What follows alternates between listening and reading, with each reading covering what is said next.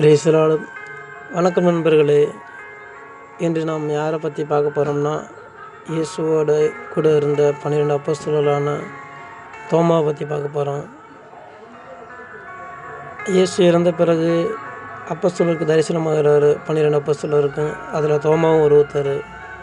எல்லாருமே இயேசு கிறிஸ்துவை விசுவாசிக்கிறாங்க. ஆனால் தோமா மட்டும், நான் உங்களோட விலா எலும்பில் கையை வச்சு பார்த்தா தான் உங்களை நம்புவேன், விசுவாசிக்கிறேன் அப்படிங்கிறாரு. அதுக்கு இயேசு சம்மதிக்கிறாரு. அதுக்கப்புறம் அவர்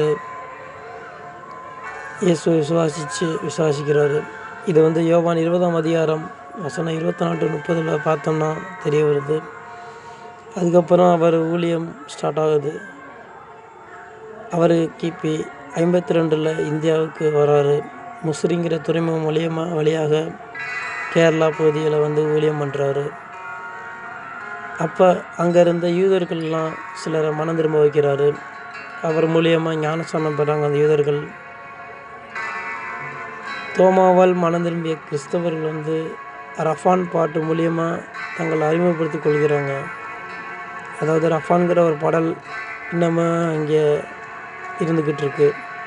இந்த ரஃபான் பாடல் மூலியமாக தோமாவை அவர்கள் உறுதி செய்கிறாங்க. கிபி 16ஆம் நூற்றாண்டில் தான் இந்த ரஃபான் பாட்டு ஒரு எழுத்து வடிவம் பெறுது. அதுக்கு முன்பாக வாய் வழியாக தான் அந்த ரஃபான் பாட்டுங்கிறது பாடப்பட்டு வந்துகிட்டு இருக்கு. இந்த எழுத்து வடிவம் பெற்ற பிறகு இவர் 7 திருச்சபையில் நிறுவுவதாகவும் சில பள்ளிகள் தோற்றுவிக்கப்பட்டதாகவும் கூறப்படுகிறது. அப்புறம் இவர் சோழமண்டல கடற்கரை, அதாவது இப்போ இருக்கிற நம்ம ஈசிஆர்னு சொல்கிறோம்ல, அந்த வழியாக சென்னையில் உள்ள செயின்ட் தாமஸ் மவுண்ட் அந்த பகுதிக்கு வர்றாரு. அப்போ இருக்கிற சூழ்நிலையில் அந்த பகுதியில் உள்ள சில பேரை அவர் கிறிஸ்தவர்களாக மனம் திரும்ப வைக்கிறாரு. பல அற்புதங்கள் அடையாளங்கள்லாம் செய்கிறாரு. அங்குள்ள மக்கள்லாம் ரசிக்கப்பட்டு ஞானஸ்நானம் எடுக்கிறாங்க.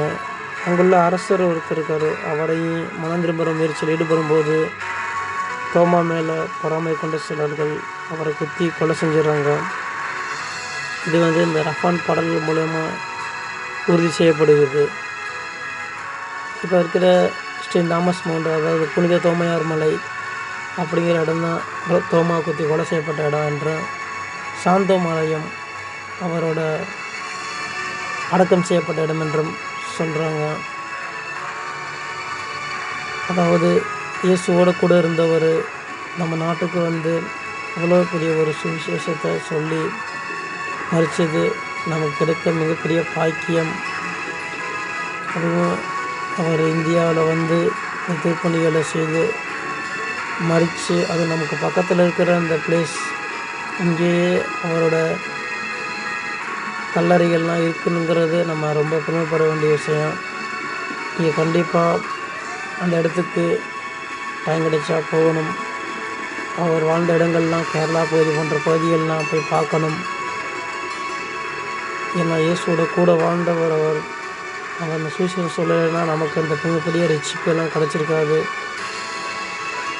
அவரெல்லாம் கண்டிப்பாக போய் இங்கே பாருங்கள், டைம் கிடச்சா அங்கே ஃபேமிலியோட ஃப்ரெண்ட்ஸோடு பாருங்கள்.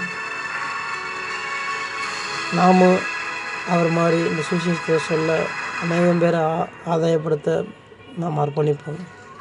God bless you.